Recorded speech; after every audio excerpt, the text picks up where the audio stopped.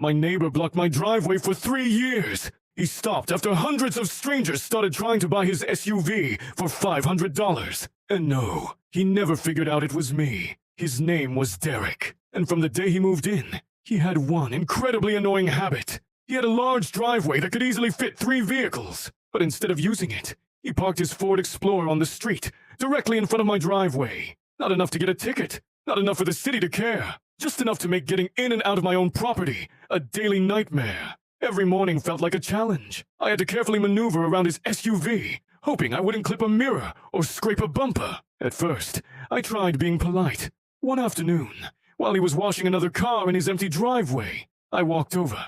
"Hey, Derek, would you mind pulling forward a few feet?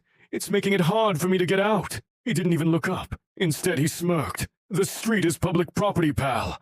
I pay taxes. I park where I want." That became his favorite line. I called the city. They said the vehicle was legally parked. I called the non-emergency police line. They said it was a civil dispute. I left polite notes on his windshield. He threw them away without reading them. Every solution led nowhere. Then one morning, things got worse. I had an important job interview. I left my house early, but Derek had parked so close to my driveway that getting out became a frustrating puzzle. By the time I escaped, I was already late. I missed the interview window, and I never got the job. That was the day I stopped asking and started thinking. I wasn't going to damage his car. I wasn't going to threaten him. I wasn't even going to argue anymore. I wanted Derek to solve the problem himself. I just needed the right motivation. A few days later, I discovered something interesting about Facebook Marketplace and local Cash for Cars groups. If you list a vehicle at an unbelievably low price, the responses come fast, very fast. Tow truck operators, scrappers, cash buyers, people willing to drive across town immediately for what looks like the deal of a lifetime.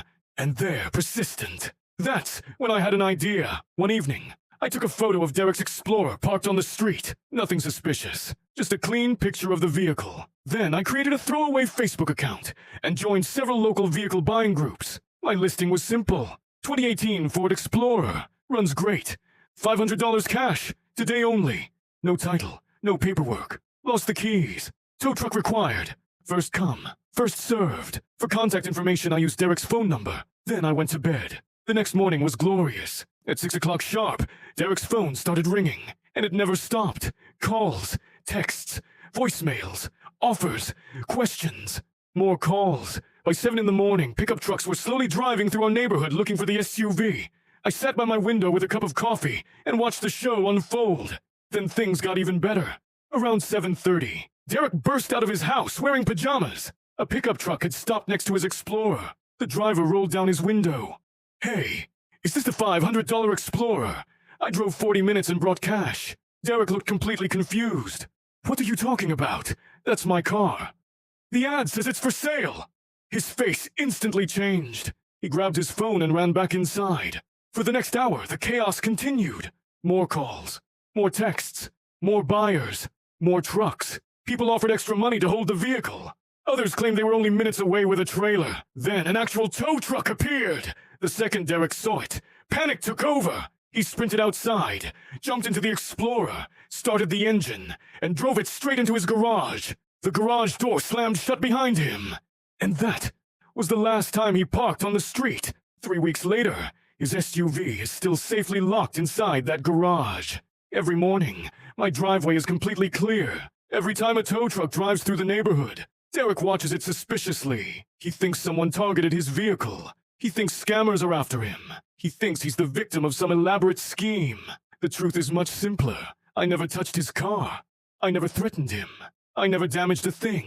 I simply turned his favorite parking spot into the last place he wanted to leave his vehicle. So yes, Derek was right. The street is public property. But your phone number, that's a very different story.